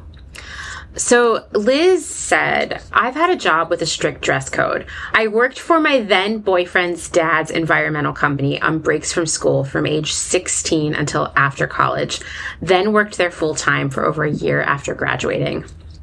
This company had a strict dress code of khaki pants, light blue button-down shirts with the company logo, and closed-toe brown shoes.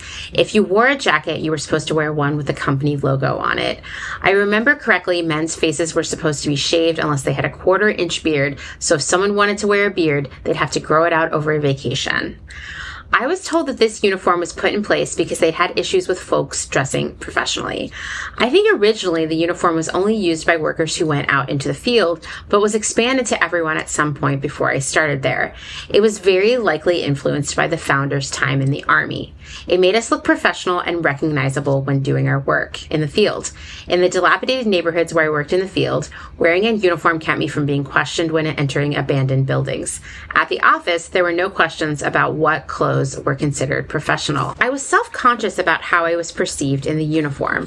It wasn't my first time wearing a uniform. I went to school in a navy blue A-line dress that tied in the back and had a white Peter Pan collar for 7 years. But it was the first time I wore one that made me feel like I was dressing outside my class. It took a long time to put together that I not only felt ugly in the boring menswear, but I was also figuring out class presentation for the first time. Even though the uniform would be acceptable in any office, wearing the logo button-down shirt and being forced to wear the same thing every day made me feel different than my friends wearing their non-uniformed business casual, and it didn't feel at all the same as my prestigious private school uniform. So I thought that was interesting that there could be this differentiation, like from a class perspective, in terms of who has to wear a uniform and who doesn't. Like the freedom to wear what you want. Although if this Dress for Success book is to be believed, no one should have freedom to wear what they want. I can definitely relate to like the concept of like feeling like you're in your uniform and you're like meeting up with your friends after work or something that are like not in theirs. Like I feeling that like sense of physical discomfort of like this isn't really who I am, or there's like a differentiation here. Like these other people are getting to like express something, like a bit of their individuality, and yours has been like completely stripped from you. Yeah, it's like, oh, individuality. Oh, well, you have to be a certain class to get that. Mm-hmm. Right? Especially the part about the founder of the company being a veteran and like having like a military background. Like I can really see that. Like I've definitely interacted with folks who have military backgrounds who like some of them really enjoyed having that dictated to them as like this is something I don't have to think about. I just like do it the same way every single day. And there's other people who feel like so stifled by that and like can't wait to get out and never do it again. It's true. For some people, wearing a uniform is freedom to think about something else, right? Like they don't have to worry about it. They don't have the responsibility, the pressure of figuring out what to wear. I did think it was interesting that somehow the dress code was like such an issue in this office that everyone had to switch to uniforms. And like, what does that mean? You know? Right. It would be interesting to hear from other people that were there longer, right? Like if there was something like a particular incident that happened, or like I was mentioning that like I've had a coworker who was really hung up on dress code and would write people up for it or have conversations with them, and she would say like, look at these photos I took secretly on my phone of what they were wearing, and show me the photos, and I felt confused because I didn't see anything wrong with what they were wearing. And I've like actually like my brain stored those photos away, and I'm still every day like, what was the problem? Is it because it was like I just I like how problematic what was the way people were dressing in the first place? I don't know. I think it's like something that some people are just really hung up on. It goes back to the subjective nature of dress codes. I don't know if either of you felt this way, but instantly with the description of the prestigious school uniform, like I got warm fuzzies. Like the idea of an A-line dress with a Peter Pan collar, like in a contrasting color, is like, I'm still actually reeling from that, because that spoke to me on a really deep level in terms of like style choices totally, and individuality. I'm like, ooh, that's that sounds totally like your something I would aesthetic. wear. No, I know, but guess what? It's not going to help you meet the right men. According to John T. Molloy. But that's like totally an outfit I would wear to work, right? But it's probably too cute, or I don't know. Reading John T. Molloy is making me realize why I'm not a CEO right now. Oh yeah, where did it all go wrong? Suit. I mean, maybe for me it's like my waist length hair. Maybe that's what's holding me back. You didn't let him floof your shoulders. Oh my God. That picture, I still have it opened, and it like disturbs me more with time. Definitely going to share that one on social media this week. So creepy. So creepy. So creepy.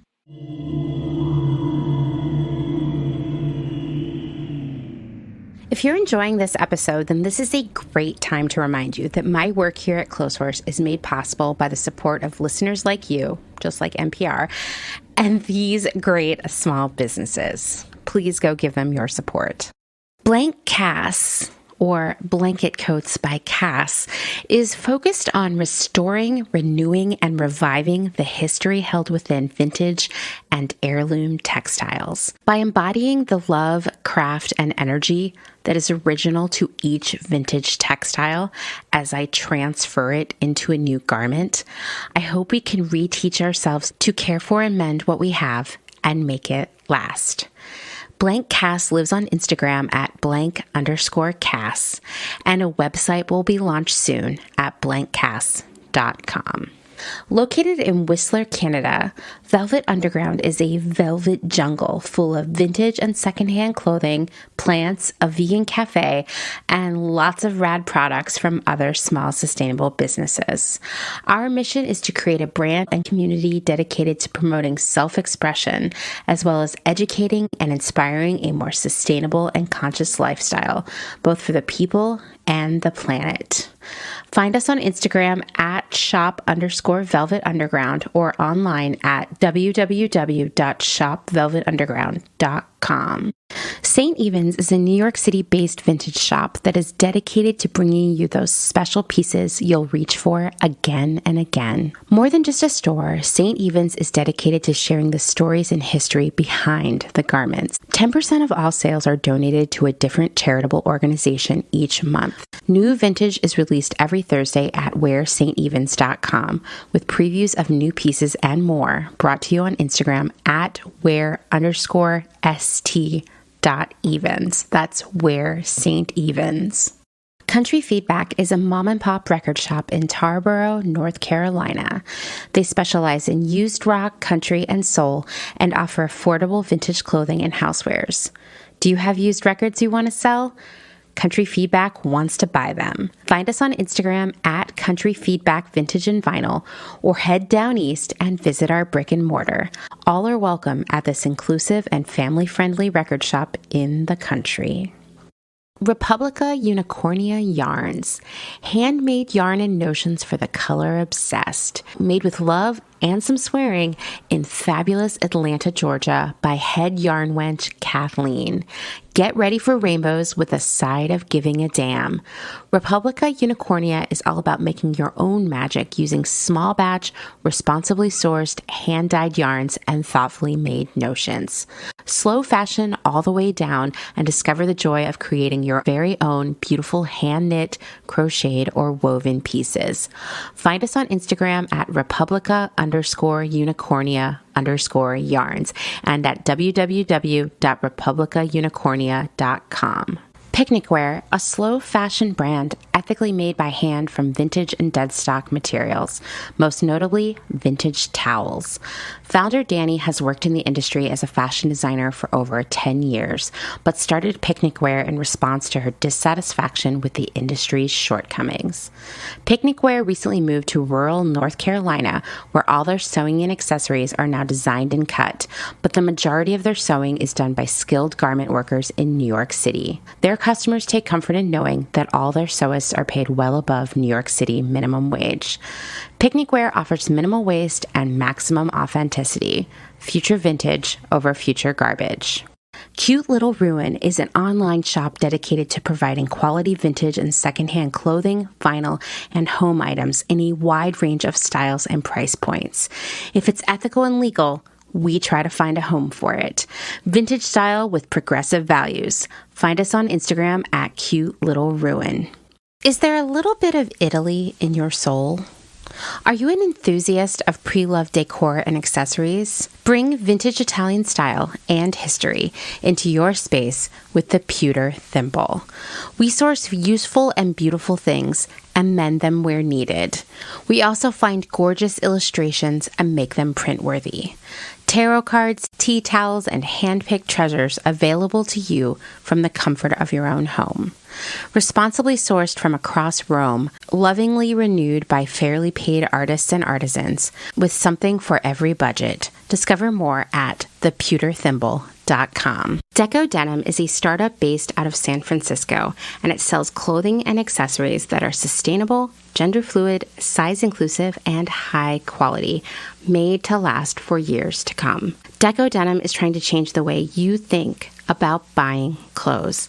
Founder Sarah Mattis wants to empower people to ask important questions like, where was this made? Was this garment made ethically? Is this fabric made of plastic? Can this garment be upcycled? And if not, can it be recycled? Sign up at decodenim.com to receive $20 off your first purchase. They promise not to spam you and send out no more than 3 emails a month, with 2 of them surrounding education or a personal note from the founder. Again, that's decodenim.com.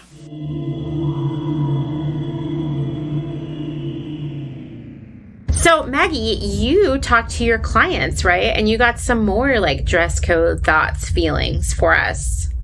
Yeah, so I run a fairly small but mighty Discord community, and in anticipation of our first recording of part 1, I asked my community members to kind of weigh in, like what thoughts come to mind for you about dress codes? When have you faced like financial burdens or other barriers? Like, tell me everything. So I had a few folks respond. Leny, whose pronouns are they, them, shared, I mean, this is definitely going to echo a lot of the sentiment and consensus we've come to up to this point, but they say dress codes tend to be bullshit, misogynistic, body shaming, and especially for minors, totally unconnected to the reality of what is actually available for purchase in terms of clothing. They also feel like there's probably a way to communicate a vibe. I'm interpreting that as like the branding piece, that free marketing we were talking about earlier. A way to communicate a vibe for the event or company without being gendered, that also needs to be applied evenly. Interestingly, too, we were talking a little bit about science. Our buddy John threw up the big S word, science. So we have touched on like the idea of school uniforms, at least on the intent side of things, like leveling the playing field for students and having a positive impact on like learning capacity and productivity. Leny shared an article with a direct quote that there is no scientific evidence that school uniforms level a playing field, and no evidence that it has a positive impact overall on students. So there is an article from Parenting Science there about school uniforms specifically and what the research has yielded in terms of results. Maybe we can link that in the show notes. Another community member, Anne, whose pronouns are she, her, shares about her experience with uniforms and dress codes, mentioning that, yeah, they definitely are a financial burden for many. She worked at an upscale department store in 1986 and was supposed to dress at the level of their customers, quote unquote. She says she received no clothing stipend and only earned about $4.50. That's $4.50 an hour back then. Basically, her paycheck went to purchasing clothing to work to earn a paycheck. Talk about cycles. So we're in a clothing store. We earn a paycheck. earning only enough to purchase the clothing that is necessary to go back to work and earn that paycheck again. She says, after I quit, I had a bunch of clothing that I didn't wear as the items weren't suited for my 15-year-old self. That's probably a retail environment. Deb, whose pronouns are she, her, had some thoughts about, like, is there a time and a place for dress codes? So we posed that question earlier, like, requiring uniforms, dress codes in general. What's the point? Deb says, I do think there's sometimes a time and a place for dress codes, specifically around safety and security. I think we all would agree with that. She says, I've seen what happens when people wear open-toed shoes in manufacturing environments or in fast food settings, and it's not pretty. Some people don't realize until they get into an environment exactly how dangerous it is. So Deb also shared about I think this is the world's largest aviation corporation. One weird dress code related thing, she says, Boeing has or had a specific dress code for this very specific city located plant, and it was called teamwear, she said. You had to wear it every day. While I never worked at that location, I sort of envied the simplicity of it. No one can judge you if you're dressed up or down enough, or if you're wearing the company-issued teamwear. So similar to others who have shared, Deb says that they got issued a certain number of shirts and had the opportunity to buy more. She said the teamwear she saw had enough variety that some of it appealed, but not all of it. Which makes me think, like, I think we've mentioned it just briefly, like, what's the point of dress codes in, the absence of security and safety concerns? So we haven't really talked about PPE, although Amanda, I know you mentioned, it sounds like it's a federal requirement that if the work environment requires that type of gear, that the employer must provide it. Is that right? Well, it is, but then Ruby said that she had to buy a respirator out of her own pocket. I was thinking about that. So yeah. I wonder if it's different, like, full-time employees versus contractors versus part-time, like, if there are different, like, technicalities and loopholes. Because it didn't sound like that law was necessarily very specific. So maybe employers are, I don't know, skirting around it somehow. Clearly they have. Probably. I mean, I don't want to name names, but I do know that someone who is in this conversation basically had to act as a mover for their company recently. So in terms of the safety gear, I think there's definitely ways that employers can skirt around it. Like what you were saying, Maggie, of like hiring people on a contract basis. Like I know people that have worked in like construction type environments, and you're not provided a lot of that stuff. Like if you're a contractor, maybe if you work for a company and you're like an employee, but a lot of times it's like you're just hired on the fly. It's like, hey, can you work tomorrow? And you're expected to show up in like boots and hard hat and with like gloves and like the goggles or whatever proper safety equipment, and that's like on you. I have friends that have worked in spaces like that, and I've heard that that's like pretty common. Similarly with like farming type work, because it's also like contract based, or like you're paid cash sometimes even, so it's like you just show up. There's no like record even that you ever even worked there. Like you're just showing up. And so if you want to be safe, it's kind of like on you. Or if you want to have the right clothes, it's on you. I'm trying to think like the closest experience I have with this. So I worked in the construction industry a couple of different times on like the administrative side first, and then on the operations side later on in my life. So certainly like my colleagues and a lot of our field workers were like, PPE was a requirement. It wasn't until, I guess later on in my life, the second construction industry job that I had, where I was asked to do site visits, meeting with clients and things like that. And it was like this large general contractor type of environment. So there were tons and tons of inspectors and field workers and architects, and like everybody was kind of under the same umbrella.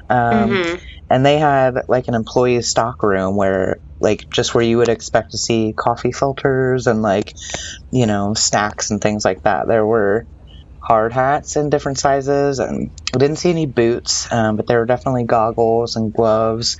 And even as like an outside visitor, it was just understood like before you go out to the field, go to the, you know, supply closet and gear up and then report to the site. But yeah, I don't think they tracked any of those things. It was just, you know, they had a specific budget allocated for it, and when they ran out, they filled it back up, and it was kind of a free-for-all type of thing. But that's not the norm. Sounds would like. you return? I'm curious, like if you would return that stuff, like something like a hard hat. Like I would think those are probably kind of expensive. Is that something you would like return when you were done with it, or you just that's like yours now? No, I mean we did, certainly as visitors. I don't know what it was like for employees, but yeah, I mean, I don't know. I mean, I would have done it because it's the right thing to do anyway, but imagine, like, what the heck am I going to do with a hard hat and goggles and gloves after this meeting? Halloween like, costume? Please. Come on. Oh, okay. True. I didn't think about that, but yeah, I'm like, here, take this stuff back. I don't need it. I don't want it. Yeah, it's interesting. It feels really luxurious to me because, I mean, these things are expensive, like you said, and they are such a financial burden for new employees. I think we mentioned the phrase in a previous episode. I don't know if it was part 1 or part 2, but this idea of dress for the job you want. I internalized that phrase for my entire adult life, and really like lived that out. I think I've shared like business casual environments, even more casual work environments. I would always like step it up a notch. You know, it was a thing of pride for me. So fast forward to, I no longer report to a company or organization. I am no longer beholden to an official dress code, and I work from home, make my own hours, do my own shit, right? It's my thing. I'm my own boss now. So what does dressing for the job I want look like today, like in my dream job? So two examples. One is from like before I launched my business and I was beholden to those rules. The other is from like 2020 or 2021, like very recent. Both involve Halloween. I showed up to what was my first construction industry job when I was working admin and compliance. It was Halloween day, fell on a weekday, and I came to the office dressed as Tammy Faye Baker. Amazing. Love it. I was in the rural South, so it was definitely a boundary testing, like I'm pushing the envelope. There's a lot of conservative Christians and extremists in this environment, and I just want to see if I can like make it through the day. Most people didn't know who I was. The biggest like office gossip was, oh my God, Maggie cut off all of her hair, which wasn't true. It was a wig. But one of my, I guess, crowning achievements since launching my own business was delivering a client session while in Boy George cosplay. And it was like, it just so happened I was working on my Styleween series. I had this client session and I didn't have quite enough time to like costume change between appointments. And so before I turned my camera on, I was like, all right, I'm here. I'm showing up as my absolute best self. Like, this time is yours. But before I turn my camera on, I just want to let you know I am dressed like Boy George right now. And like the feedback, like initial reaction when I turned the camera on was amazing. Like if I could have framed the client's face in that moment, it was everything. It was surprise and delight and like, she suggested that perhaps I charge extra for that going forward. But it was awesome. Like the idea of dressing up for Halloween was definitely frowned upon in a lot of professional environments, but it's really cool to be where I am now and have that be part of the vibe, part of the brand, something that like yeah, it might surprise someone. It might be kind of unexpected, but like, it doesn't, I don't know, it doesn't strike as unprofessional at all. It's like, this is totally, yeah, you know, it's just me doing my thing and, you know, being my best self. So that's what happens, y'all, when you dress for the job you want. I mean, I love that. That is life goals. I'm definitely going to dress up for Halloween this year now that I work for myself. Okay, well, I thought we could end with a little bit more from our buddy, John P. Molloy. So one thing he is really obsessed with is this idea that women overdress. And I will tell you that there is so much...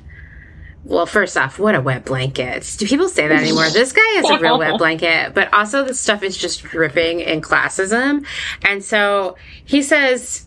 I mean, after railing against overdressers, he cites that a fake organization he's going to start called Overdressers Anonymous.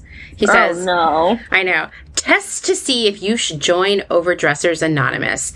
If 4 or more of the following apply to you, you are an overdresser." So I'm going to read some of these, not all of them, because it's a long and boring list. But please, if this is you, speak up as I go through these. Okay. Sounds good. Okay, number 1, you wear jewelry in the afternoon that can be worn in the evening. What the fuck? Yeah. I don't even know what that means. Guilty. I think I'm guilty. Okay. 2, over half of your shoes have open toes, even when they're not in style. Wow, judgy. I might be getting there. I live in Texas. It's hot here. I don't know if I'd say 50%, but it's dang close. Yeah, I got a lot of open-toed. A lot of sandals. Yeah. You hardly ever wear low-heeled shoes. I think, no, we're fine here. Okay, but this one, your glasses have rhinestones or other decorations. Oh my gosh. Come on. I wish mine did. I kind of want to embellish them now just to be like... I definitely have a pair of cat eye glasses that have like little doodads in the corners. Because they're cool. I love Overdressers totally Anonymous. cool. I hope we all go on a cruise together. Oh my gosh. Let's see. You think you must run out and buy the latest items in order to keep up. I don't think that's either of us. You wear false eyelashes in the daytime. That's like, I don't have the manuals exterior. Extensions. Yeah, he's probably he's got the vapors over it. That's really common now. I know. I guess people we're get all that. overdressing, right? Because he's really obsessed with this idea that you would wear things that were in style or on trend. He calls them fad clothes. And like that's how humans work. Right? And false eyelashes or eyelash extensions are like definitely a part of that. And then he's like, you know what? I've been beating around the bush for these past 8 points. How about we just go with what I really mean for number 9? You come from a lower socioeconomic background than most of your social circle. Yeah. Oh my God. Yeah. What a jerk. What a jerk. I want to know what John Molloy thinks of a practical clog paired with an athletic legging and a company t-shirt. Oh, I would love to know. That is my current work uniform. My pseudo uniform, I should say. I'm sure he hates it. Should we share what we're wearing? Is that weird? No, I think that's totally fine. I worked from home today, and so I am wearing a muumuu. And I'm also wearing purple Birkenstocks. And as an added bonus, because guys, this is TMI, but I get really dry feet because it's like hot and dry where I live, but also like it's just a side effect of having like thyroid issues. So I have these special socks on that really just cover your heel, and they have like moisturizer in them. Oh, nice. So that's my hot look today, everyone. Overdressed. Ruby, you're in a company t-shirt, leggings, and practical clogs. Amanda, you're in a... Oh, go ahead. Did I miss something? I'm actually not wearing that today. Because okay, what are you wearing as today? Amanda hinted before, my company has been moving, and so I anticipated doing a lot of sweaty physical furniture assembly today. So I am wearing like a very kind of basic and boring cotton tank top from the thrift store. Okay. And a pair of black denim shorts, which I'm sure is a dress code. If there was a dress code, I would be violating it by wearing denim shorts and athletic sneakers. So yeah, hot look. Excellent. Not lifestyle sneakers. No, but I did wear earrings. I did try to make it look a little funky. So I did put on some earrings this morning that I'm sure that I would consider, evening earrings, perhaps, because they're dangly and they have a lot of colors. So evening earrings. I love it. Earrings. And you wore them in the daytime. I wore them in the daytime with athletic sneakers. Ooh. So, yeah. I've got a powder pink V-neck cotton t-shirt, which is secondhand. I'm actually wearing a bra, which is a rarity for Mondays. I don't ever have meetings on Mondays. I have some capri length pajama pants that have a green background and pictures of coffee beans and cups of coffee. And the pièce de résistance, to really tie it all together, I have my partner's old athletic slides sandals. They're the Velcro kind and approximately 3 sizes too big, but I wear them around house slippers. So yeah, I've got pearl earrings though. Oh my gosh. My evening earrings. Nice. Imagine if John T. Molloy saw us right now. He'd be horrified. He's turning over in his grave somewhere. I'm assuming he's not alive anymore, but maybe he is. Maybe, We're begging for failure. We're destined for failure. I know. And we're never going to meet the right men or whatever it is who's promising us. Well, thank you, both of you. I think I've had such a great time talking about dress codes and uniforms with you. And I'm sure we didn't exhaust everything that could be discussed, but I do feel like we hit a lot of it. It's definitely something I hadn't thought about that much in the past. And it's really I don't know. It's setting a fire under me to explore more topics like this in the future, because I think it's all part of a bigger picture, a picture called capitalism. Mm-hmm. Yeah. Thank you so much for having us, Amanda. Yeah, thank you to both of you.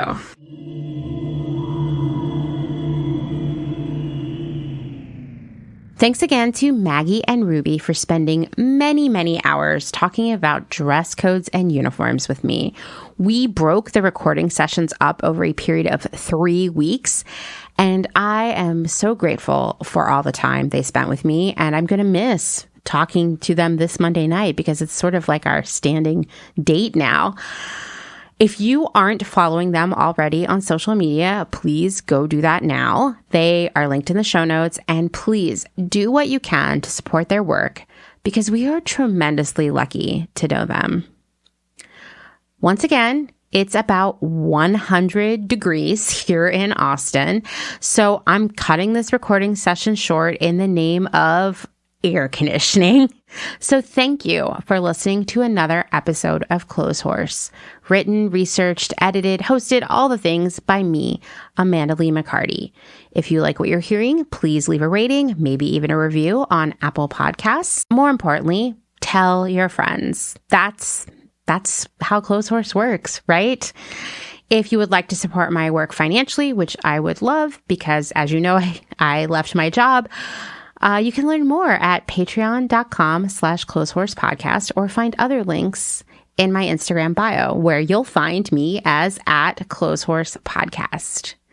Thanks, as always, to my other half, Dustin Travis White, for our music and audio support and for, letting me turn off the air conditioning on a 100-degree day. That's a good partner. All right. Talk to you all next week. Bye.